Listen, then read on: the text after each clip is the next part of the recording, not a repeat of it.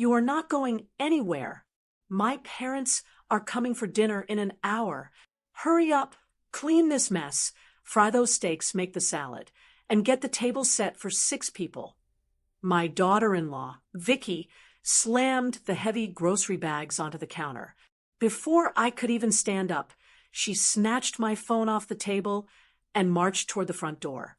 I stood paralyzed. Before I tell what happened, drop your city in the comments and subscribe. Ready for an amazing story? Let's begin.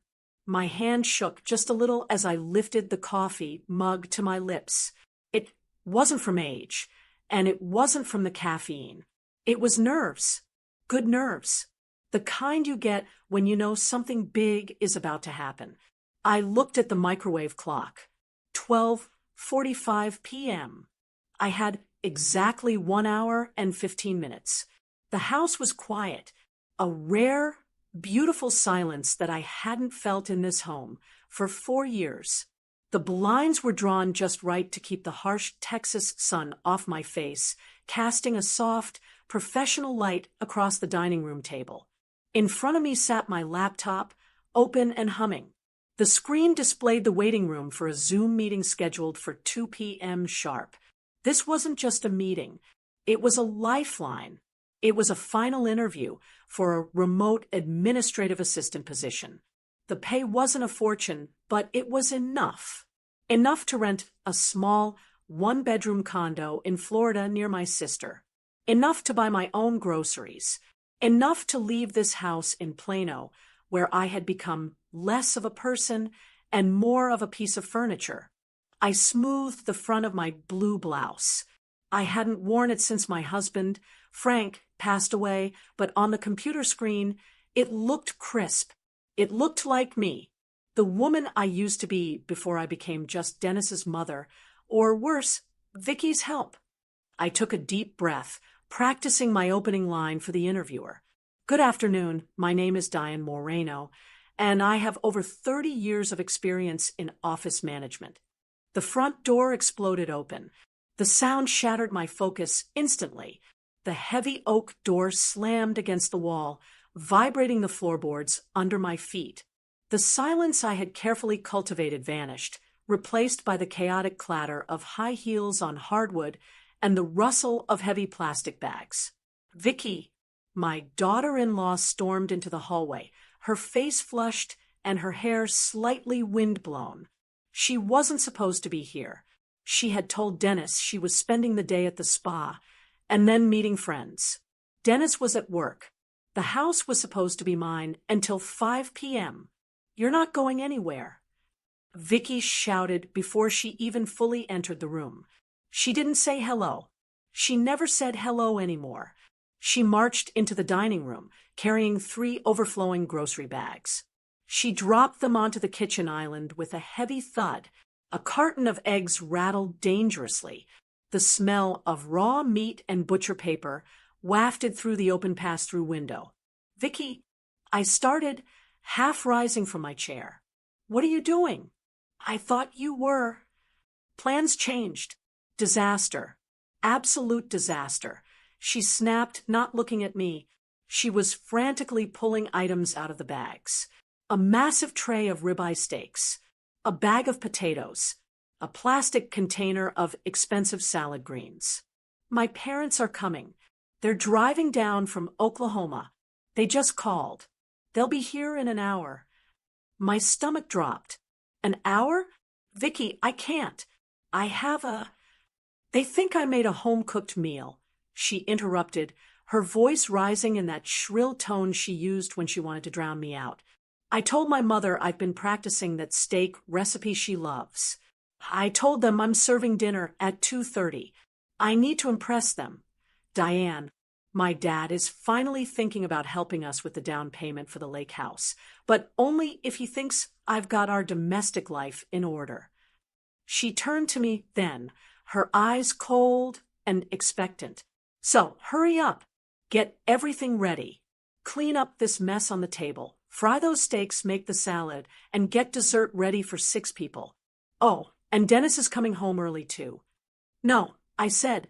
The word felt foreign in my mouth. Vicky, listen to me. I have an appointment at 2 p.m. It's vital. I cannot be in the kitchen. Vicky stopped. She looked at me, really looked at me, for the first time since she barged in. Her eyes drifted down to my blue blouse, then to the laptop open on the table. She saw the Zoom window.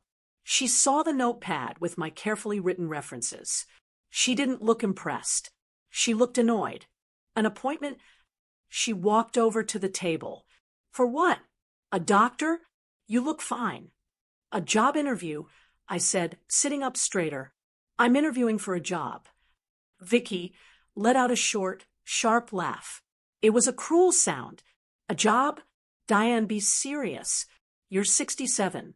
Who is going to hire you? And why on earth do you need a job? You live here. We pay for your food. We put a roof over your head.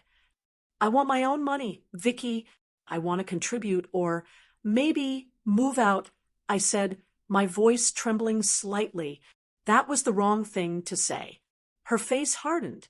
The mask of the stressed hostess fell away, revealing the control freak underneath.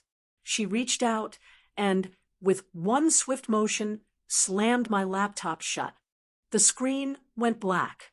My reflection stared back at me, shocked, old, and small. You don't need a job, she hissed. You have us. And right now, us needs you to stop playing pretend businesswoman and help this family survive. Do you know how much stress Dennis is under? If my parents don't help with the money, we are drowning. But you don't care about that, do you? You're just selfish. She grabbed the laptop from the table. Vicky, put that back. I stood up, panic rising in my throat. I'm moving this so you won't be distracted, she said, tucking it under her arm. Then, her eyes darted to my cell phone sitting next to my coffee cup.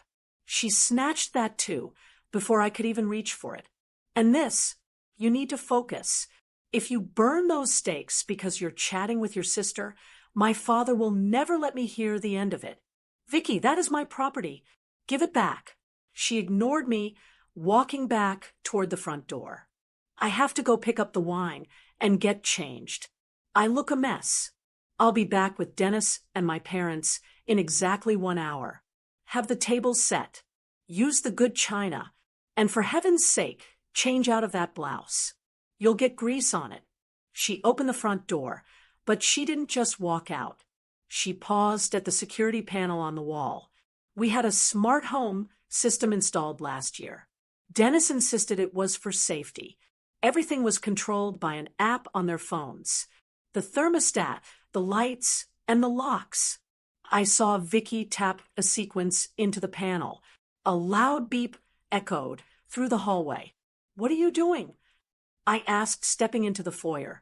Making sure you stay focused, she said. She looked at me one last time, a smirk playing on her lips. I'm setting the child lock. You know how the alarm is. If any door or window opens from the inside without the code, the siren goes off and the police are dispatched automatically. You don't want the police showing up and ruining dinner, do you? Vicky, you can't lock me in here. It's for your safety, Diane. You're getting forgetful lately. I wouldn't want you wandering off. She stepped out. The heavy door clicked shut. I heard the mechanical whir of the deadbolt sliding into place. Then, the automated voice of the security system filled the house. System armed. Child safety mode active. Perimeter sealed. I ran to the door. I grabbed the handle and twisted. Locked. I looked at the panel. It was glowing red. I didn't know the code. They changed it every month, and they never told me the new one. I rushed to the window in the living room. It had a sensor on the frame. If I cracked it open more than an inch, the ear-piercing siren would scream. The police would come. Vicky's parents would arrive to find police cars in the driveway. It would be a humiliation. Vicky would spin it. She would tell everyone I had a dementia episode. She would tell the police I was confused. I was trapped. I stood in the middle of the living room, my heart hammering against my ribs. My laptop was gone. My phone was gone. The landline had been disconnected months ago because Vicky said nobody uses them anymore. I walked back into the kitchen. The only sound in the entire house was the low, steady hum of the refrigerator. On the counter, the pile of bloody steaks sat in a heap, slowly thawing, bleeding onto the granite. I looked at the microwave clock. 12:55 p.m. I had missed my prep time. In 65 minutes, my interview would start. In 60 minutes, Vicky would return with her parents, expecting a feast. She thought she had won. She thought she had stripped me of my options, locked me in a box, and forced me to serve her. She thought I was just a helpless old woman who would do as she was told to avoid a scene. I looked at the raw meat. I looked at the knife block. The tears I wanted to cry didn't come. Instead, my hands curled into fists. She wanted a dinner. She wanted a show for her parents. I stared at the locked door. The clock ticked. I stared at the pile of raw ribeye steaks on my granite countertop. The blood was pooling inside the plastic wrap, dark and unappealing. Beside them, the bag of potatoes sat like a lump of coal. In any other life, this would just be dinner. But right now, looking at that meat felt like looking at the shackles of a prisoner. People look at women my age, and they see two things: weakness or confusion. They think because we move a little slower or because our skin is softer, that our minds have gone soft too. They think we don't notice when we are being used. They think we are just happy to be included, happy to have a roof over our heads, happy to be useful. I am not weak, and I am certainly not confused. I am just tired, bone-deep tired. I lean my hip against the counter, taking the weight off my knees. My eyes traveled around the kitchen. It wasn't just a room, it was a history book. My husband, Frank, and I bought this house 35 years ago. It was a fixer-upper then. We scraped popcorn ceilings until our shoulders burned. We sanded these floors on our hands and knees. Frank built these cabinets himself. He was so proud of the crown molding. I remember him standing right where I was standing now, covered in sawdust, drinking a beer, telling me that this house was our legacy. It was supposed to be our sanctuary. When Frank passed away 5 years ago, the silence in the house was deafening. I missed him every single hour of every single day. But it was my house. I had my garden. I had my book club. I had my quiet mornings with coffee and the crossword puzzle. Then came the phone call. It was 4 years ago. Dennis called me, sounding frantic. He and Vicky had been renting a high-end apartment downtown, living far beyond their means, and the rent had just skyrocketed. They wanted to buy a house, he said, but they needed to save for a down payment. Just 6 months, Mom. He had pleaded, we just need to stack some cash. We'll stay in the guest room. You won't even know we're there. I said yes.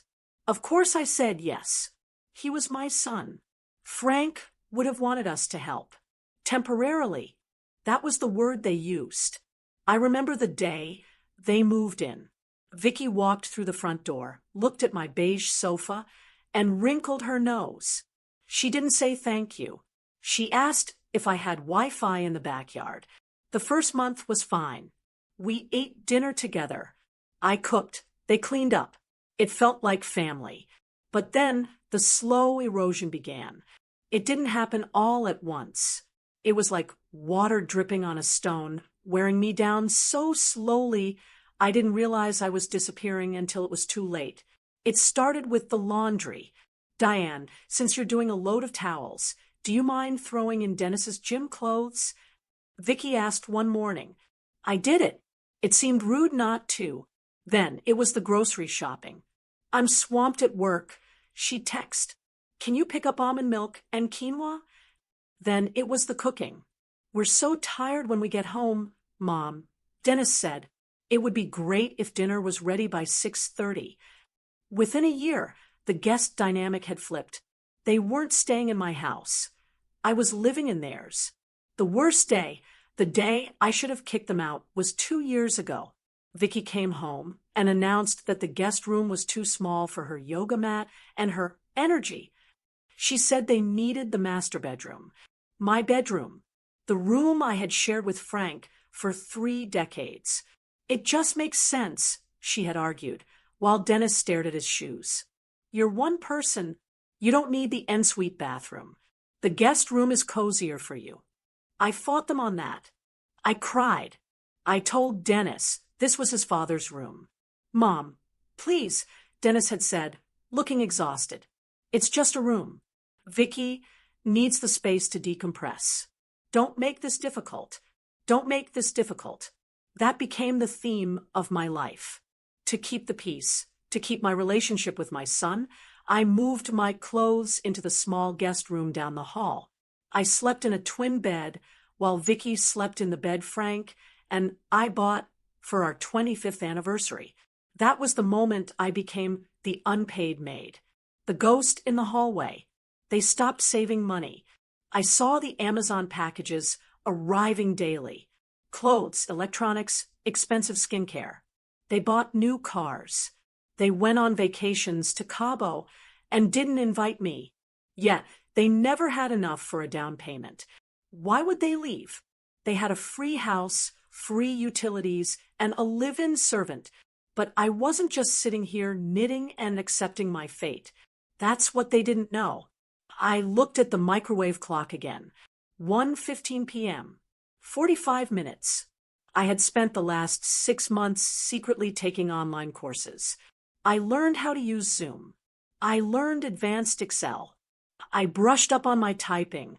I updated my resume at the library when I told them I was going to the pharmacy. This job interview today wasn't about boredom. It wasn't about playing businesswoman like Vicky said. It was about Florida. My sister, Jean, lives in a retirement community in Sarasota. She sent me pictures. A small condo with a lanai overlooking a pond. No stairs. No yard work. And most importantly, no Vicky. Jean told me there was a unit opening up next to hers in 2 months. The rent was reasonable, but my Social Security check wouldn't cover it all. I needed this job to make up the difference. This job was my ticket out. It was my escape plan. I hadn't told Dennis because I knew he would guilt me into staying. He would say they couldn't manage the house without me. He would say I was abandoning him. Or worse, Vicky would find a way to sabotage it. And she just had. She knew. Deep down, she had to know. She sensed I was pulling away, that I was building something for myself, and she crushed it. She locked me in. She took my technology. She reduced me back down to the help. I looked at the stakes again. If I cooked them, if I played the good little mother-in-law, I was accepting my sentence. I was agreeing to die in this house, serving a woman who despised me and a son who was too weak to protect me. But if I didn't cook them, what? I had no phone. I had no internet. I was sealed in. My eyes drifted to the refrigerator. On the side, buried under a magnet from a pizza place, was a small, yellow sticky note. It had a phone number on it. Jean's number. I had it memorized, but seeing her handwriting gave me a jolt of electricity. Vicky had taken my cell phone. She had shut my laptop. She had disconnected the main landline in the hallway, but she forgot something. Frank was an electrical engineer. He didn't trust wireless systems.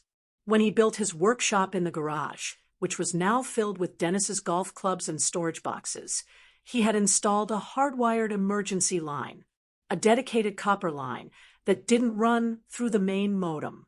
Vicky never went into the garage. It was dusty and smelled like old man.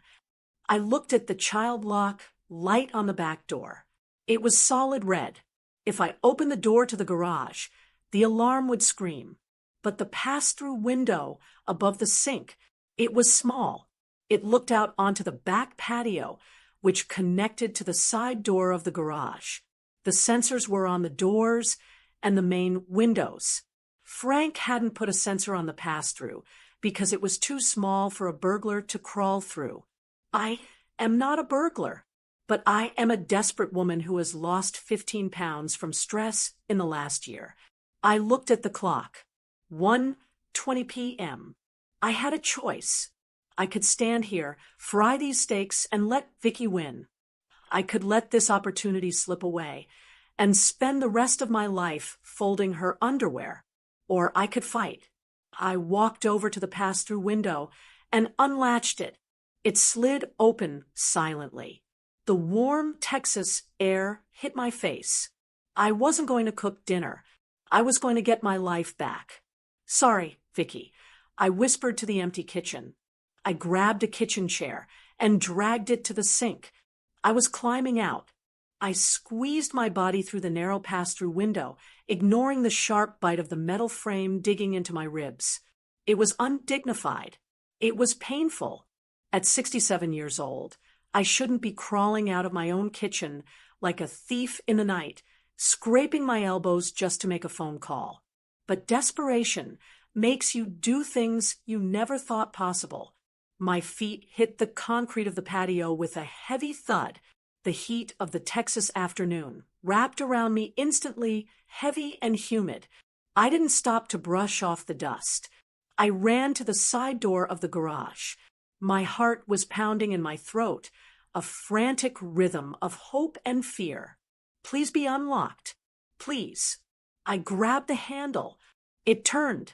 Thank God. Frank never locked this door. He said a man needed easy access to his tools. I stepped into the dim, dusty air of the garage. It smelled of motor oil, sawdust, and memories. I navigated around Dennis's discarded golf clubs and boxes of Christmas decorations Vicky refused to store in the house. I made my way to the back wall, to the workbench where Frank used to spend his weekends. There it was, the old red wall-mounted phone. It was covered in a thick layer of gray dust, looking like a relic from another lifetime. I snatched the receiver from the cradle and pressed it to my ear. I held my breath, waiting for that familiar, comforting hum of the dial tone. Silence. I pressed the hook down. 1, 2, 3 times. Come on, I whispered, my voice cracking. Please, just give me a tone. Nothing. Just dead, hollow silence. I followed the cord. It ran down the wall and into the newly installed junction box near the floor. The wire wasn't cut. It was plugged in, but the little green light on the modem box next to it was dark. Then I remembered. 3 months ago, Vicky had switched our internet provider. We're bundling everything, she had said, tapping away on her tablet. It's cheaper to go full digital. No need for old-fashioned copper lines anymore. Diane. Nobody uses them. She hadn't just disconnected the phones in the house. She had canceled the landline service entirely. She knew I relied on it when the Wi-Fi acted up. She knew it was my safety net, and she had cut it without a second thought. I dropped the receiver. It swung against the wall, banging hollowly against the pegboard. I was completely cut off. Defeated, I walked back to the patio and stared at the pass-through window. I had to climb back in. I had to crawl back into my prison. The physical exertion was exhausting, but the emotional weight was heavier. I dragged a patio chair over, climbed up, and shimmied back into the kitchen, landing awkwardly on the counter next to the thawing steaks. I slid to the floor, my legs shaking. I looked at the smart home panel by the back door. It was glowing with that menacing red lock icon. I walked over to it, my fingers trembling. I tried the code Frank and I used for our alarm years ago, 1-9-8-0, the year we were married. Invalid code, the automated voice chirped cheerfully. I tried Dennis's birthday. Invalid code. I tried the last 4 digits of my social security number. Invalid code.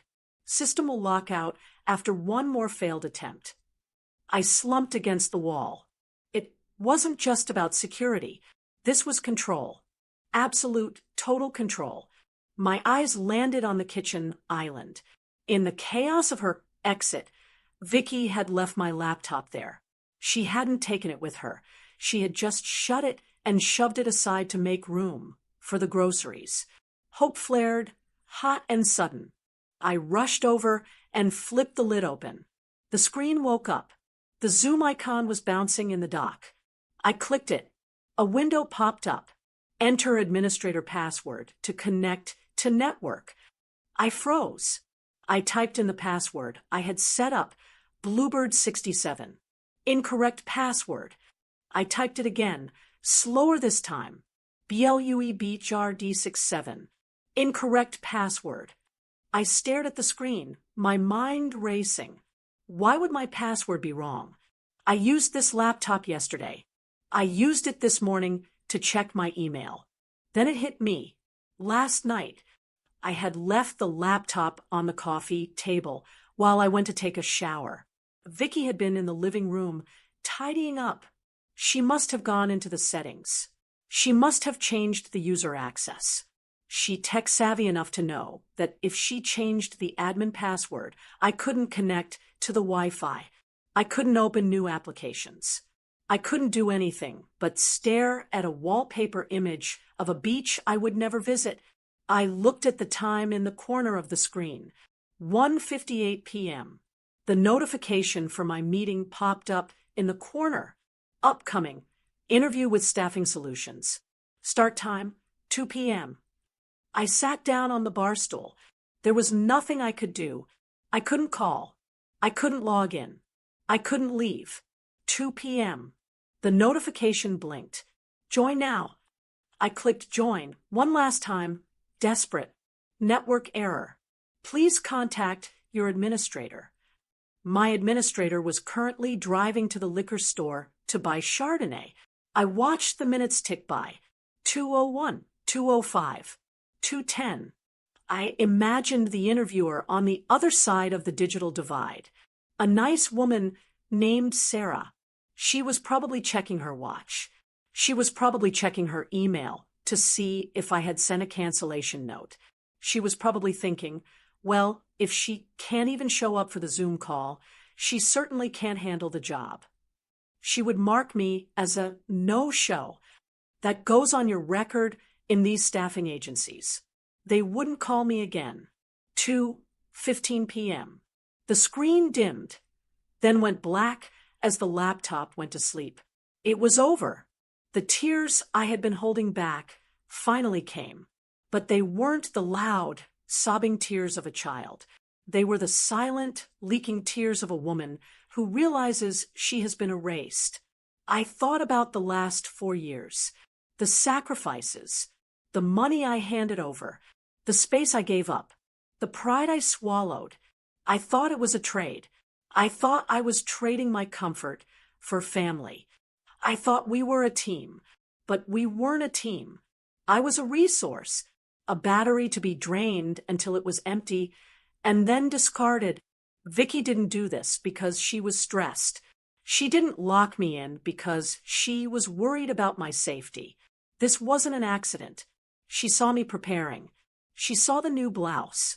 She heard me practicing my answers. She saw the light returning to my eyes, the spark of independence that I thought had died with Frank, and she snuffed it out. Intentionally. If I got a job, I wouldn't be here to cook dinner at 6 p.m. If I moved to Florida, who would scrub the baseboards? Who would wait for the cable guy? Who would be the punching bag for her bad days? She needed me to be helpless. She needed me to be the confused old woman so she could be the saint who takes care of her. I wiped my face with the back of my hand. The tears stopped. The sadness in my chest began to harden. It cooled, freezing over into something sharp and heavy. It wasn't despair anymore. It was clarity. I looked at the raw steaks on the counter. The blood had leaked out onto the white granite, leaving a red stain. Fry the steaks. She had ordered. Make the salad. She wanted a servant. She wanted a perfect evening to impress her parents, to get their money, to keep living her lie. She wanted me to be the invisible prop in her stage play. I stood up. My knees didn't shake this time. I walked over to the sink and washed my face with cold water. I dried my hands on the towel Vicky had thrown on the floor. I looked at the clock. 2:30 p.m. They would be here in 30 minutes. I walked back to the pile of meat. I picked up the butcher knife. The weight of it felt good in my hand. "Okay, Vicky," I said to the empty, silent house. My voice was steady. "You want a dinner? You want a show?" I wasn't going to cook her recipe. I wasn't going to follow her orders.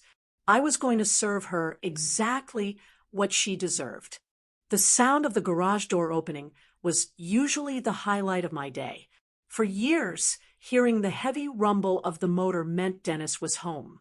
It meant my son, the boy I raised, the man who used to run into my arms with skin knees, was back safe. But today, as the clock struck 3:30 p.m., that sound didn't bring relief. It brought a knot of anxiety that tightened in my chest. I stood by the kitchen island, my hands gripping the cold granite. I hadn't moved much since 2:30. I had just stood there, staring at the black screen of my laptop, listening to the silence of the house, waiting. The door from the garage opened. The alarm didn't scream this time. Dennis had the master code. He walked in, loosening his tie, his suit jacket slung over one arm. He looked exhausted. His shoulders were slumped, and there were dark circles under his eyes. He worked hard. I never denied that. He was a project manager for a construction firm, and the stress was eating him alive. He looked up and saw me. He didn't smile. He just scanned the room. He looked at the clean counters. I had wiped up the blood from the steak packaging, the swept floor, and the quiet order of the kitchen. He let out a long, audible breath of relief. "Oh, thank God," he said, dropping his keys on the counter. "Vicky texted me in a panic. She said the house was a disaster zone, and you were having a moment. But this looks fine, Mom. It looks great." He walked past me to the fridge, grabbing a bottle of water. He didn't hug me. He didn't ask how I was. He was just glad the problem, me, wasn't causing a scene. "Dennis," I said. My voice sounded thin, brittle. He twisted the cap off the water and took a long drink before looking at me. "What? Is the food started? Her parents are going to be here in like 45 minutes. You know how her dad is about punctuality." "She locked me in," I said. I didn't scream it. I just said it. Dennis paused, the bottle halfway to his mouth. "What?" "Vicky." She set the child lock on the security system. She took my phone. She took my laptop access. She locked me inside this house. Dennis. I couldn't leave. I couldn't open a window. I watched his face. I waited for the outrage. I waited for him to slam the water bottle down, to pull out his phone and call his wife, to scream at her for treating his mother like a prisoner. I waited for the son I raised to protect me. Instead, he winced. He looked annoyed, but not at her. At me. "Mom, come on," he sighed, rubbing his temples. "Don't be dramatic. She didn't lock you in like a dungeon. She probably just set the alarm and forgot you didn't have the new code. She was rushing. You know how she gets when her parents visit. It wasn't an accident." I insisted, my hands trembling. "She told me she was doing it. She said it was for my safety because I'm forgetful. And because of that, I missed my interview." Dennis froze. "Interview?" "The job interview. The one at 2 p.m. I told you about it last week, but you were on your phone. I missed it, Dennis. I couldn't log in." She locked the computer. I saw the flicker of recognition in his eyes.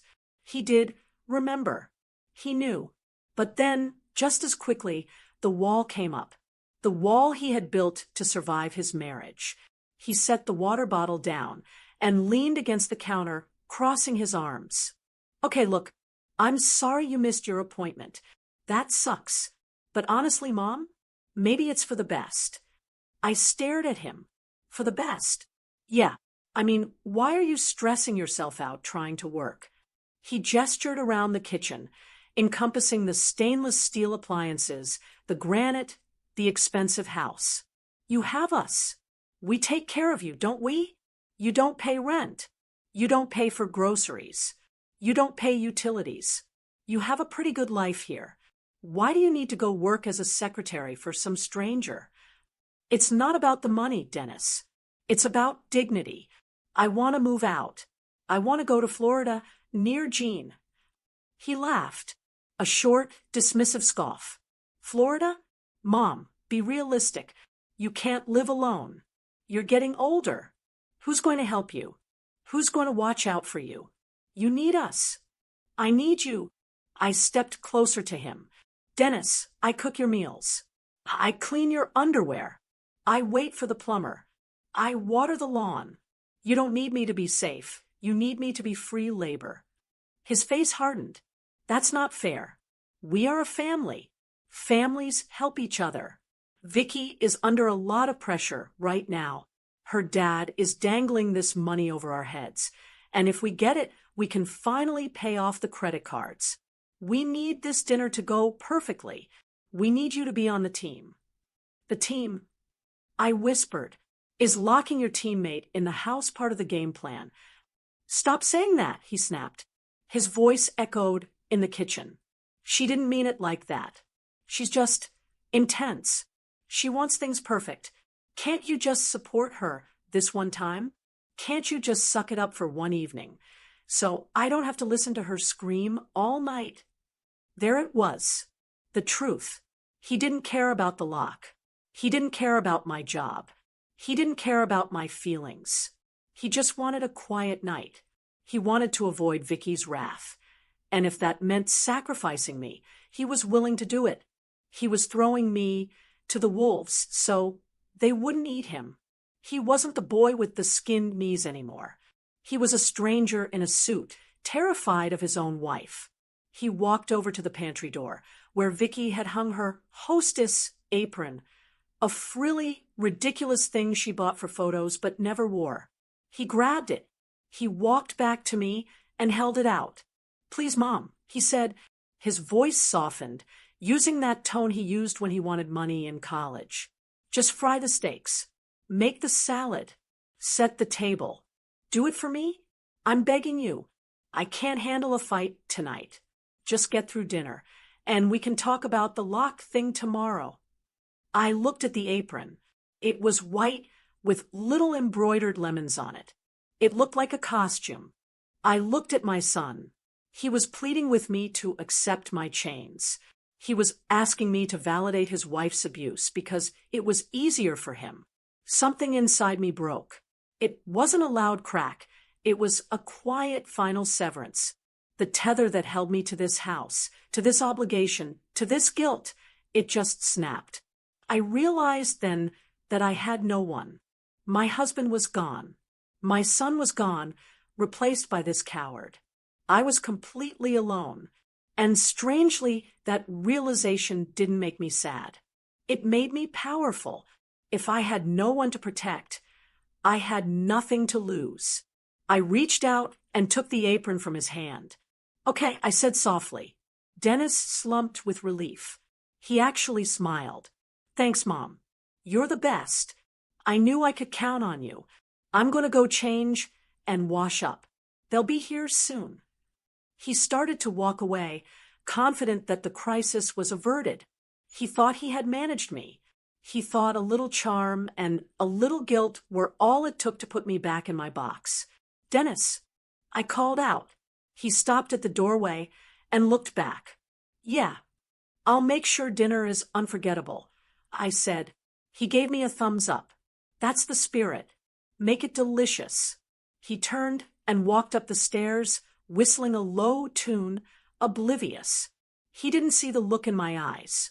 He didn't see that I wasn't putting the apron on to cook. I was putting it on to perform. He didn't know that unforgettable didn't mean delicious. It meant permanent. I tied the apron strings around my waist. I walked over to the pile of raw meat. I wasn't going to fry these steaks. Not for them. I picked up the tray. I looked at the garbage disposal. No, that was too noisy. I looked at the trash compactor. Perfect. I opened the compactor drawer. I slid the expensive prime-cut ribeye steaks, all 6 of them, directly into the bin. I added the bag of potatoes. I added the expensive salad greens. I pressed the button. Crunch. Grind. Silence. The dinner was gone. Now, it was time to set the table. I looked at my son. He was pleading with me to accept my chains. He was asking me to validate his wife's abuse because it was easier for him. Something inside me broke. It wasn't a loud crack. It was a quiet final severance. The tether that held me to this house, to this obligation, to this guilt. It just snapped. I realized then that I had no one. My husband was gone. My son was gone, replaced by this coward. I was completely alone. And strangely, that realization didn't make me sad. It made me powerful. If I had no one to protect, I had nothing to lose. I reached out and took the apron from his hand. Okay, I said softly. Dennis slumped with relief. He actually smiled. Thanks, Mom. You're the best. I knew I could count on you. I'm going to go change and wash up. They'll be here soon. He started to walk away, confident that the crisis was averted. He thought he had managed me. He thought a little charm and a little guilt were all it took to put me back in my box. Dennis! I called out. He stopped at the doorway and looked back. Yeah, I'll make sure dinner is unforgettable, I said. He gave me a thumbs up. That's the spirit. Make it delicious. He turned and walked up the stairs, whistling a low tune, oblivious. He didn't see the look in my eyes. He didn't see that I wasn't putting the apron on to cook. I was putting it on to perform. He didn't know that unforgettable didn't mean delicious. It meant permanent. I tied the apron strings around my waist. I walked over to the pile of raw meat. I wasn't going to fry these steaks. Not for them. I picked up the tray. I looked at the garbage disposal. No, that was too noisy. I looked at the trash compactor. Perfect. I opened the compactor drawer. I slid the expensive prime-cut ribeye steaks, all 6 of them, directly into the bin. I added the bag of potatoes. I added the expensive salad greens. I pressed the button. Crunch. Grind. Silence. The dinner was gone. Now, it was time to set the table. The kitchen was quiet again. The hum of the refrigerator seemed louder now, but it didn't sound like a prison sentence anymore. It sounded like a countdown. Dennis was upstairs. I could hear the pipes rattling as he turned on the shower. He was washing away the construction dust, washing away the guilt of leaving his mother trapped in a kitchen, preparing to play the role of the happy, successful son. He thought I was down here dutifully seasoning meat, peeling potatoes, and crying silent tears into the sink like I usually did. He was wrong. I stood in the center of the kitchen. The trash compactor was silent, holding the secret of the $600 worth of ribeye steaks I had just crushed into a cube of waste. Make it unforgettable, he had said. I wiped my hands on the lemon print apron. My heart was beating slow and steady, a heavy drum in my chest. The panic was gone. The sadness was gone. All that was left was a cold, sharp clarity. I needed to sell the lie for just 30 more minutes. I walked over to the stove. If the house didn't smell like food, Dennis would come down too early. I grabbed a skillet and set it on the burner. I poured in a glug of olive oil. I found an onion and a head of garlic in the pantry. I didn't chop them nicely. I hacked them apart and threw them into the hot oil. Within seconds, the aroma of sautéing garlic and onions filled the air. It was the universal smell of dinner is coming. It was a lie, but it smelled like love. Satisfied that the scent would keep Dennis upstairs, I turned my attention to the island. Vicky had been in such a frenzy she had left a trail of destruction behind her.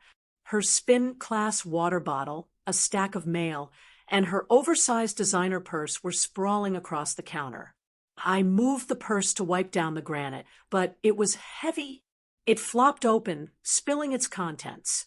Lipstick, protein bars, sunglasses, and a wad of crumpled paper. I started to shove the paper back in, but the logo caught my eye. The Galleria. That was the high-end mall downtown. The one Vicky claimed she hadn't visited in 6 months because they were tightening their belts. I smoothed out the paper. It was a receipt. The date was yesterday at 4:15 p.m. Store, Lux Leather Goods. Item, 1X quilted lambskin tote, black. Total, $3,250. Asterisk payment method, joint checking $45.90. My breath hitched. I stared at the numbers. $3,250. Yesterday, Dennis had sat at this very table, head in his hands, telling me they couldn't afford to fix the leak in the guest bathroom ceiling. He had told me that asking for $50 for a new pair of walking shoes was pushing it. He had told me they were barely making the mortgage. We need this dinner to go well, so her dad will help us, Dennis had said. They weren't broke. They were thieves. They were stealing my labor, stealing my peace, and claiming poverty while wearing the price of a used car on their shoulder. I looked at the receipt, then at the trash compactor. This wasn't just a piece of paper. This was ammunition.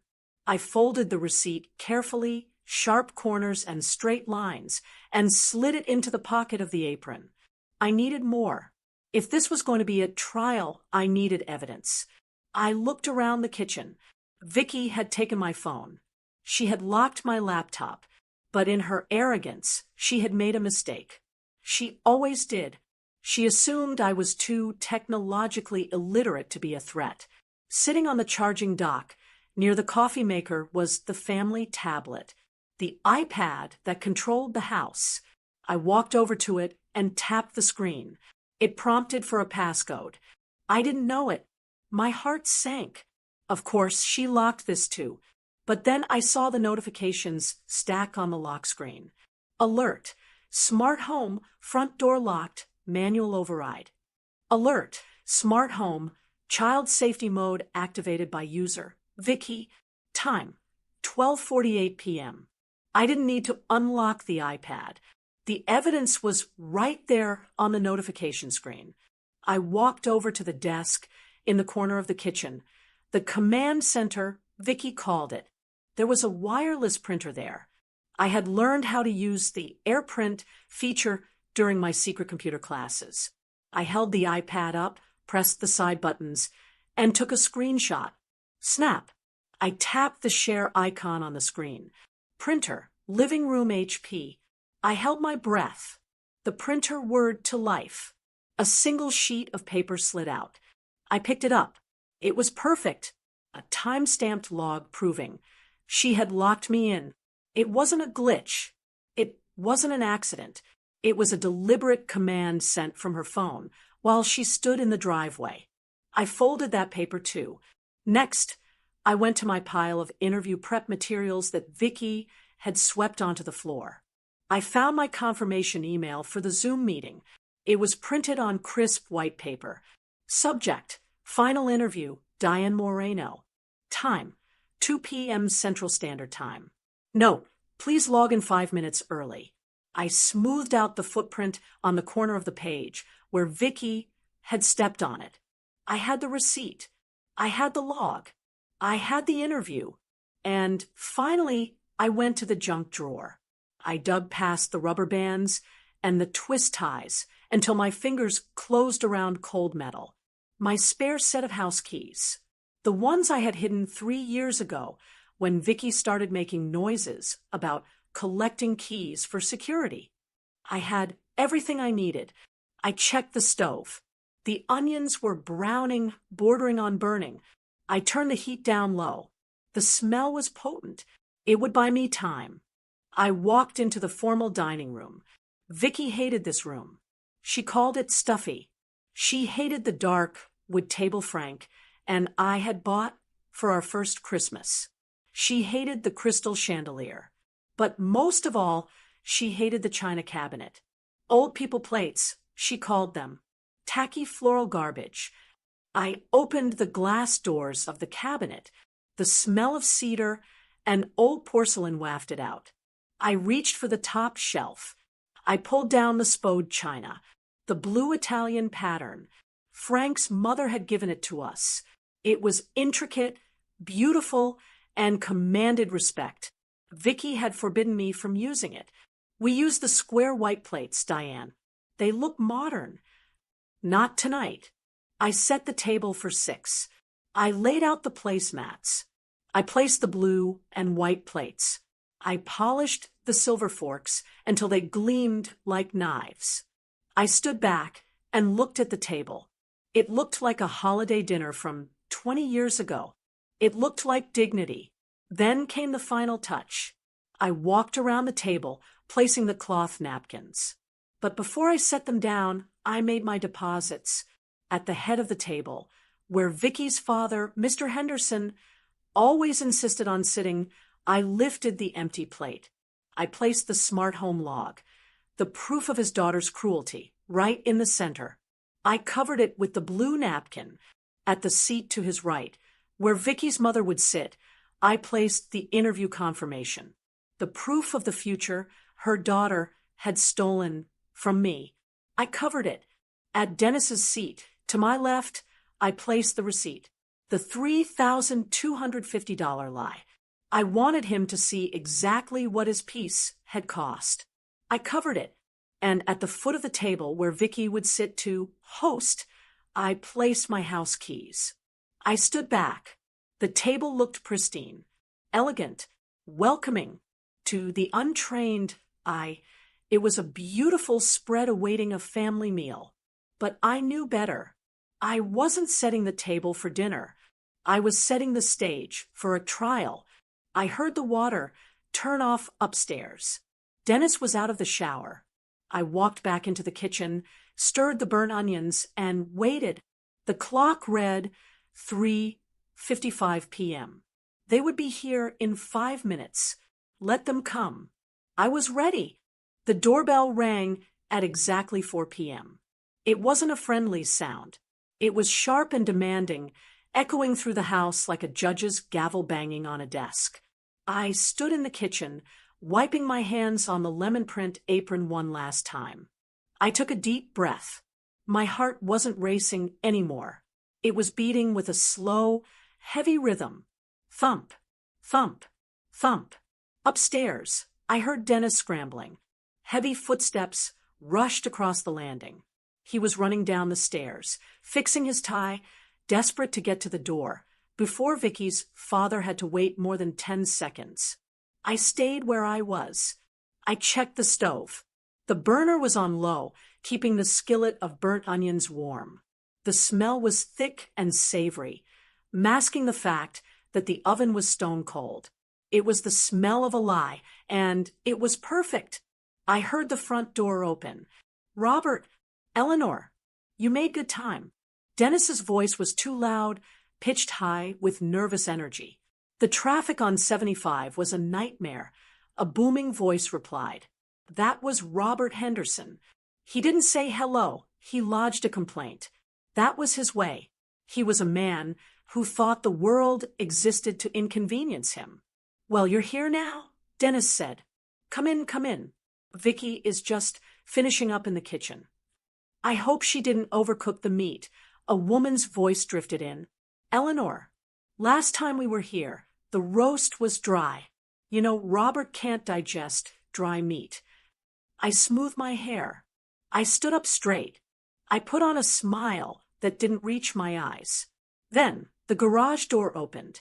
Vicky, she burst into the kitchen from the side door, carrying 2 bottles of expensive red wine. She looked frantic. Her hair was perfectly styled. Her makeup was fresh, but her eyes were wild. She was sweating through her foundation. She saw me standing there. She saw the clean counters. She smelled the onions. Relief washed over her face, followed immediately by her usual arrogance. She didn't say sorry. She didn't ask if I was okay. She just assumed I had done exactly what she ordered. Thank God, she breathed, shoving the wine bottles at me. Open these. Let them breathe. My dad wants the Cabernet first. She quickly checked her reflection in the microwave door, pinched her cheeks to give them color, and then turned to the hallway entrance just as her parents walked in. The transformation was instant.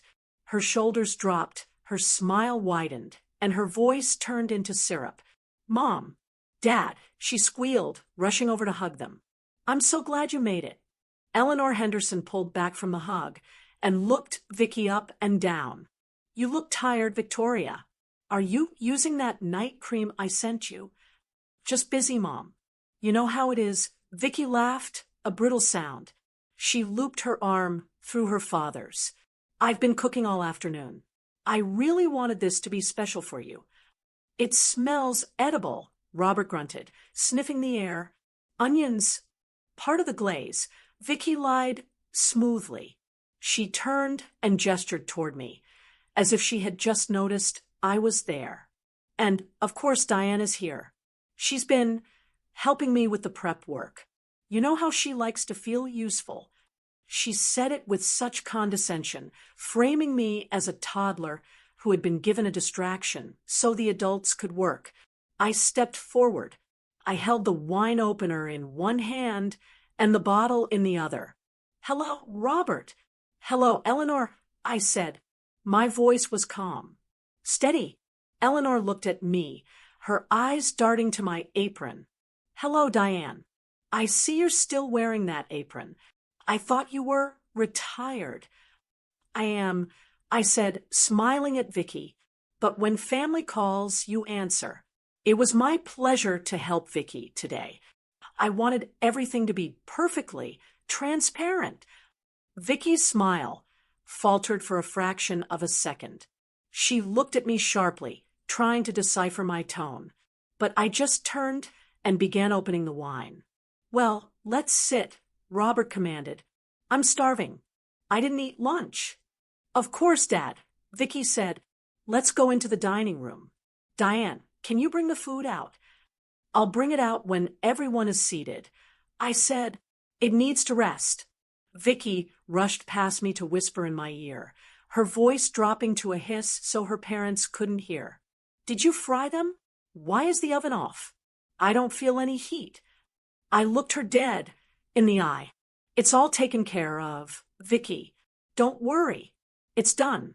She searched my face for a second. She wanted to check the pots. She wanted to look in the oven.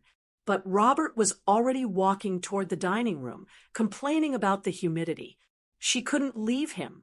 She had to trust that her doormat mother-in-law had done the job.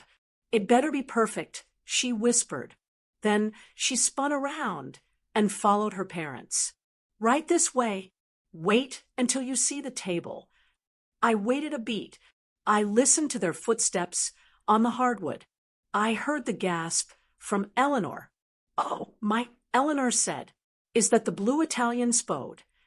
I walked into the dining room. The table looked magnificent. The crystal sparkled under the chandelier. The blue and white china, which had been packed away in boxes for 4 years because Vicky called it tacky, looked regal. It demanded respect. Yes, Vicky was saying, recovering quickly, I thought we should bring out the heirlooms tonight for a special occasion.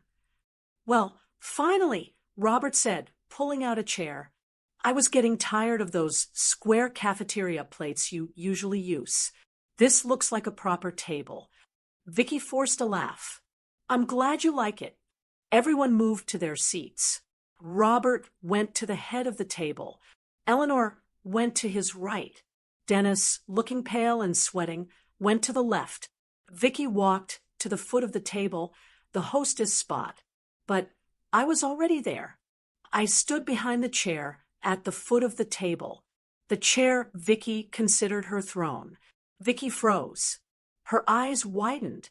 Diane, she said, her voice tight. That's my seat. You sit on the side, next to Dennis. The room went quiet. Robert looked up, annoyed by the delay. Eleanor raised an eyebrow.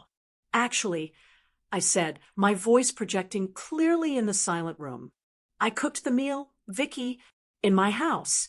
The cook sits at the head or the foot. You can sit on the side. Vicky's face turned bright red.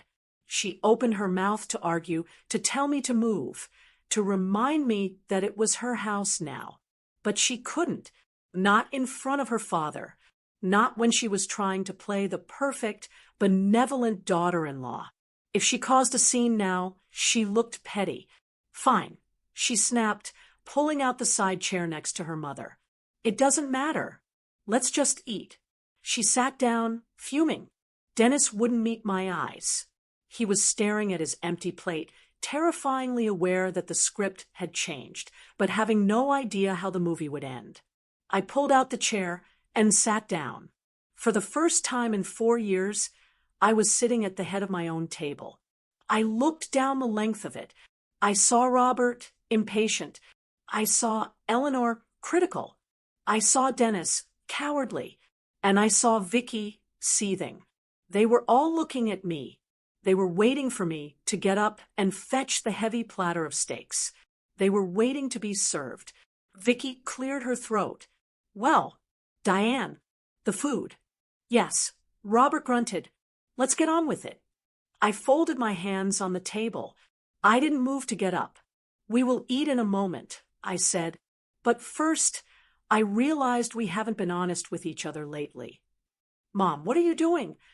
Dennis whispered, his voice trembling. Honest. Vicky laughed nervously. Diane, don't be weird. Dad is hungry. Hunger is a powerful thing, I said, looking at Vicky. It makes people do desperate things, like lying, or stealing, or locking people in houses.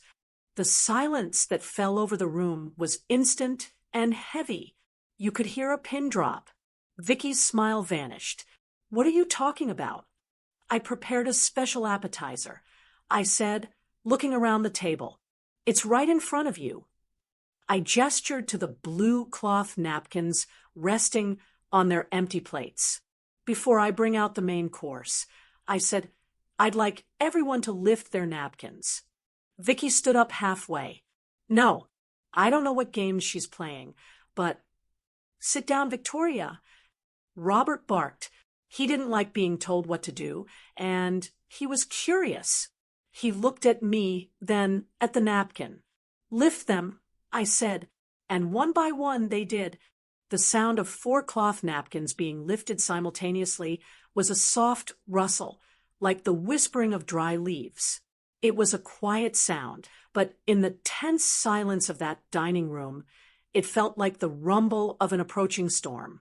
I sat perfectly still, my hands clasped on the table, watching their faces. I wasn't the nervous, fluttering woman they expected. I was the judge, and the evidence had just been entered. Robert was the first to react. He picked up the paper I had placed on his plate, the smart home log. He squinted at it, adjusting his glasses. He was a man of details, a man who built a business on reading the fine print. He wouldn't just glance at it. He would analyze it.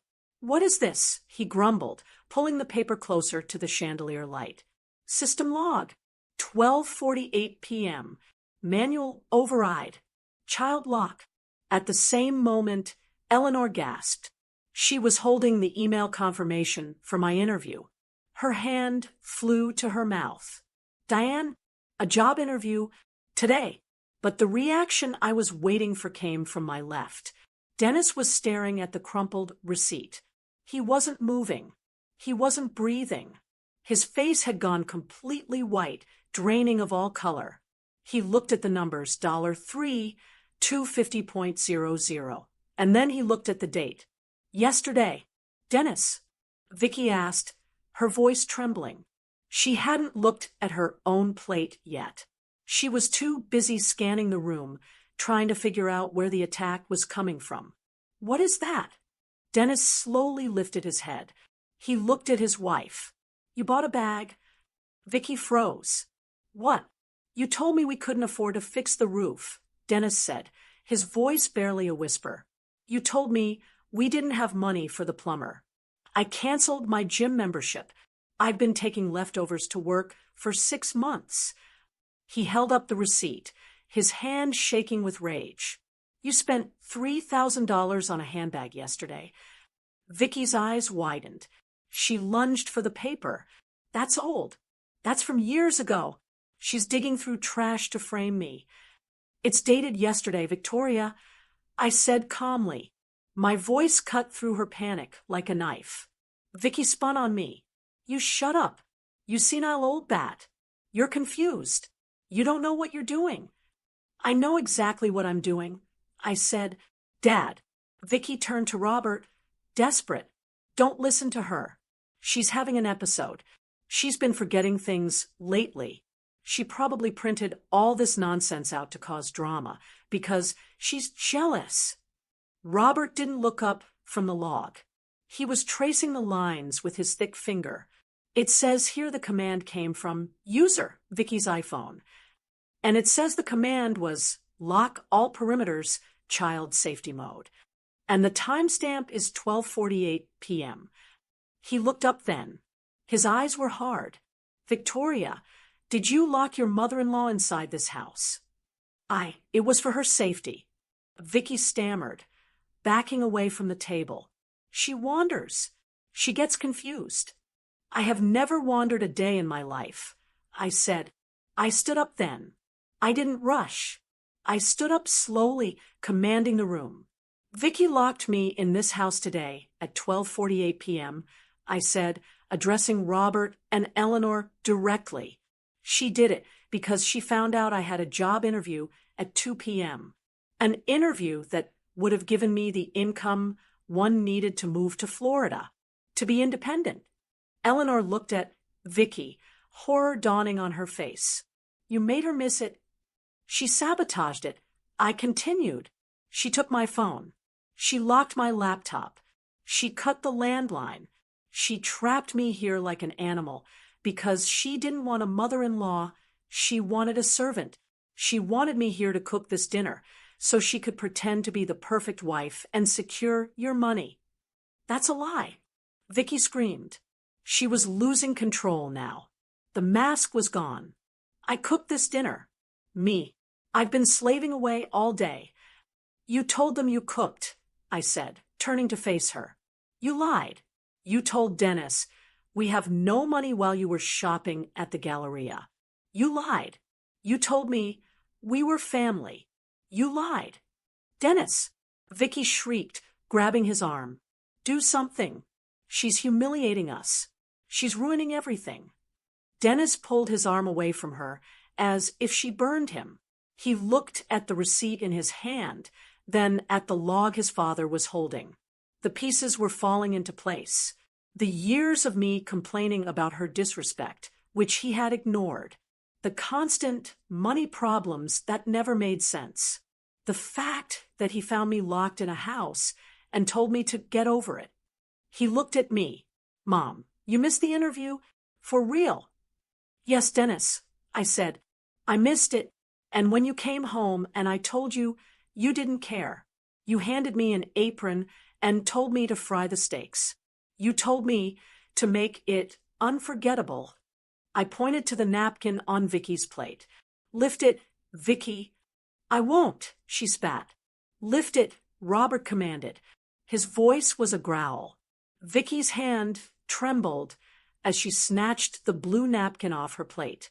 Underneath sat my key ring, the house key, the garage key, the mail key, the keys to the prison I had lived in for 4 years. What is this? Vicky whispered. My resignation, I said. The room was silent again, save for the heavy breathing of Robert Henderson. He looked at his daughter with a mixture of disappointment and disgust. You locked a 67-year-old woman in a house. Robert asked, his voice low and dangerous, to force her to cook. Is this how we raised you? Dad, she's exaggerating. I needed help. You needed a slave, Eleanor said softly. She looked at me, her eyes wet. Diane, I am so sorry. I had no idea. Where is the food? Robert asked suddenly.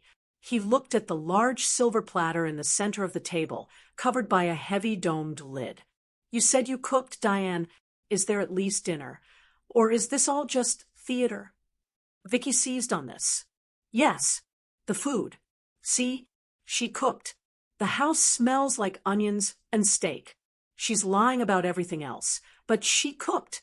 She's still the maid. She looked at me with a triumphant sneer. Open it, Diane. Serve the food. Do your job. She thought she still had me.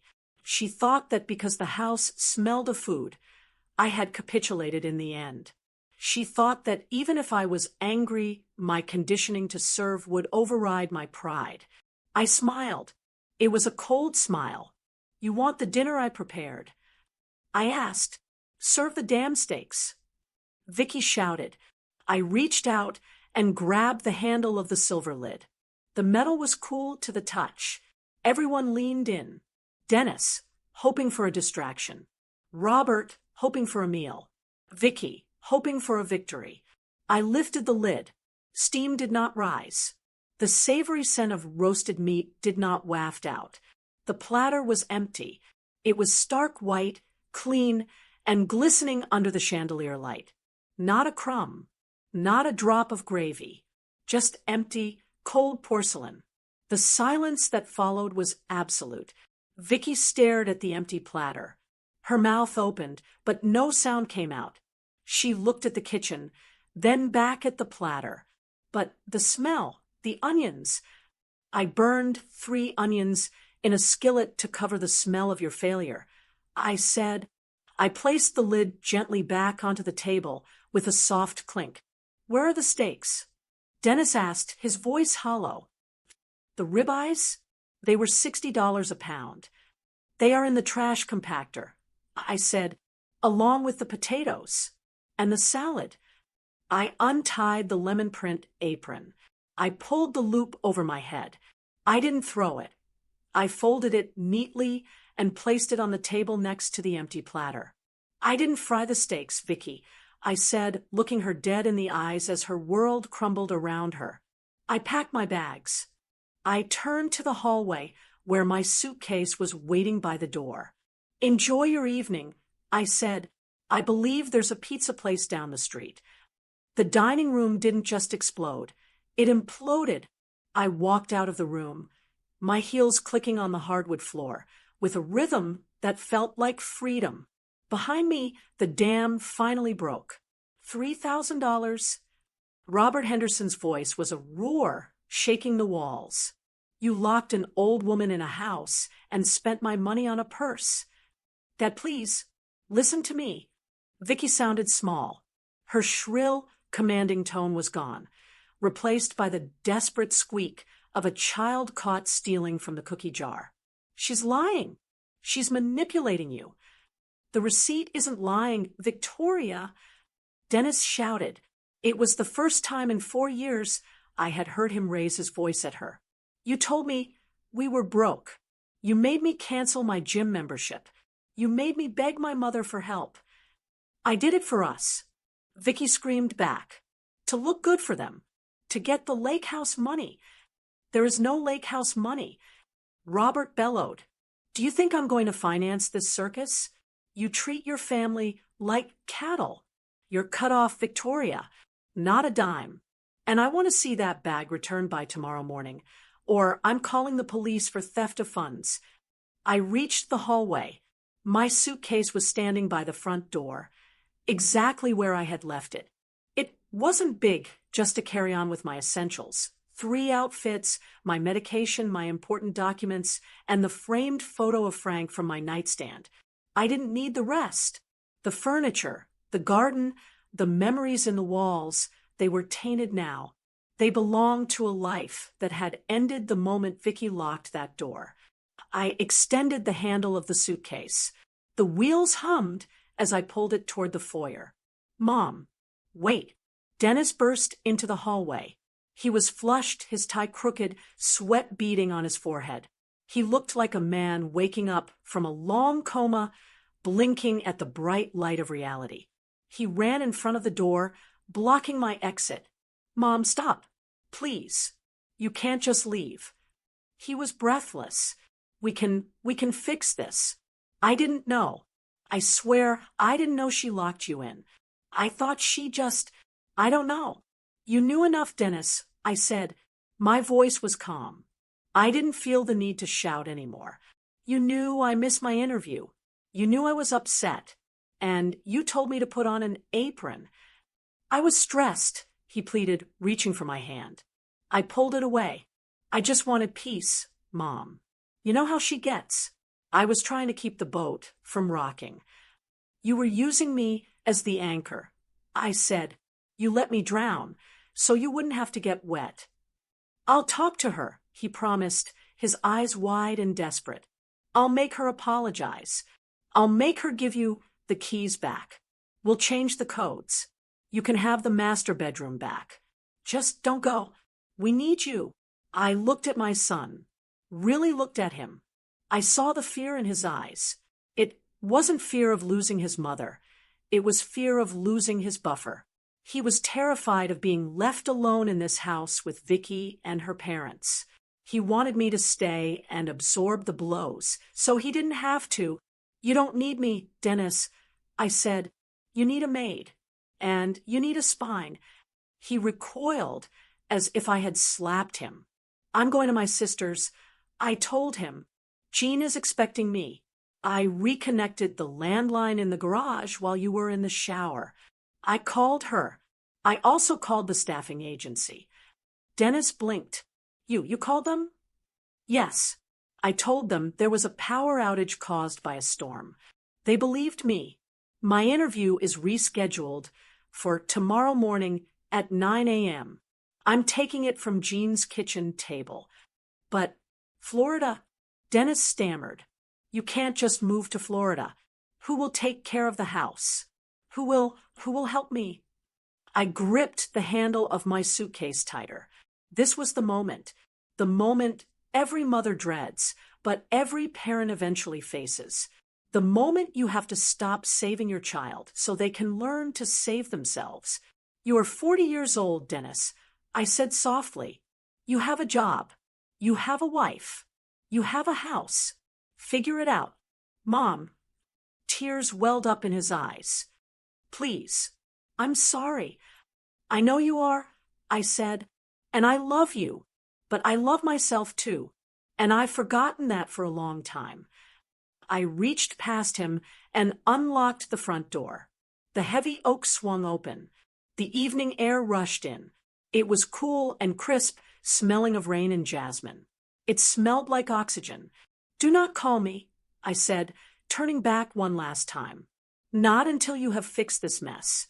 Not until you are the man your father raised. Frank would be ashamed of what happened here today. Dennis, don't make him ashamed of you forever." I stepped out onto the porch.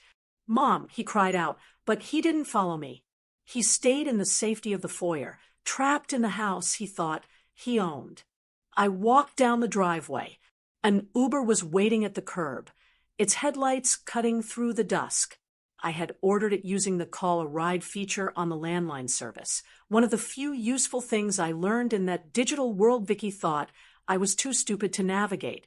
The driver, a nice young man, popped the trunk. He took my suitcase. "Heading to the airport, ma'am?" he asked. "Bus station," I said, "and then Florida." I got into the back seat. The leather was cool. The car smelled like lemon air freshener, not the fake chemical smell of Vicky's cleaning supplies, but something fresh, something new. As the car pulled away, I didn't look back at the house. I didn't look at the window where I knew Dennis was watching. I didn't look at the dining room where Vicky was likely being written out of her father's will. I looked forward. I saw the streetlights flickering on, guiding my way. I felt the vibration of the road beneath the tires. I took a deep breath, filling my lungs completely for the first time in 4 years. I had no job yet. I had very little money. I was 67 years old and starting over with one suitcase. But as I watched the suburban prison fade into the rearview mirror, I smiled. I wasn't a victim. I wasn't a servant. I wasn't invisible. I was Diane Moreno. And for the first time in a long time, I was free. Did you like the story? And which city are you listening from? Let's meet in the comments. If you like the story, you can support me by sending a super thanks so I can keep bringing more stories like this. Thank you so much for your sweet support. I'm looking forward to your comments on the story. On the screen, you can see 2 new life stories that I highly recommend. There's so much more on my channel. Don't forget to subscribe. See you in the next life story.